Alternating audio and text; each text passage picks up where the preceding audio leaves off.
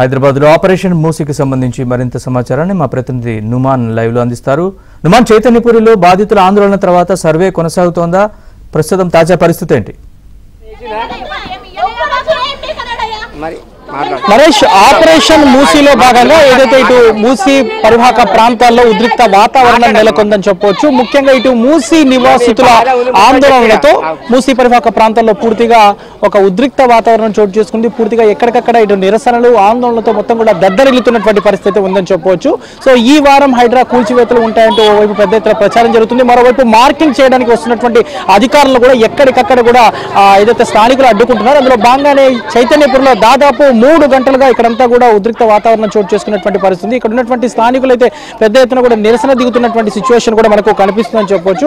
So దాదాపు ఎన్నో ఏళ్లుగా తాము నివాసం ఉంటున్నాము, ఇక్కడ పూర్తిగా గవర్నమెంట్ కి సంబంధించిన ట్యాక్సులన్నీ కట్టాము, అయినప్పటికీ కూడా ఏ విధంగా కూల్చివేతలు చేస్తారు, ఏ విధంగా తమ ఇళ్లను ఇక్కడ తొలగిస్తారంటూ కూడా వీరంతా ఆగ్రహం వ్యక్తం చేస్తున్నటువంటి పరిస్థితి మనం చూస్తున్నాము. ఈ ఇళ్లకన్నిటికీ కూడా మార్కింగ్ చేసినటువంటి పరిస్థితి. కొన్ని ఇళ్లకు సంబంధించినటువంటి నిర్మాణదారులు ఎవరైతే ఉన్నారో వారైతే మార్కింగ్ చేయకుండా అడ్డుకున్నటువంటి పరిస్థితి కూడా ఉందని చెప్పొచ్చు. అమ్మ చెప్పండి, మీ ఇంటికి అధికారులు మార్కింగ్ చేయడానికి వచ్చారు, చేయకుండా మీరు అడ్డుకున్నారు.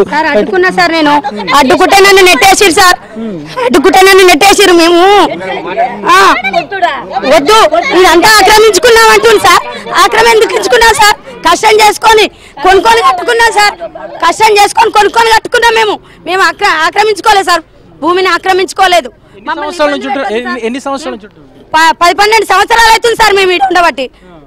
అప్పటి నుంచి లేనిది ఇప్పుడేంది సార్? మీరు 9 సంవత్సరాలు టీఆర్ఎస్ ఏంది సార్? మమ్మల్ని ఎవరు వచ్చి ఇబ్బంది పెట్టిన లేరు. ఇటు 9 నెలలు అవుతుంది.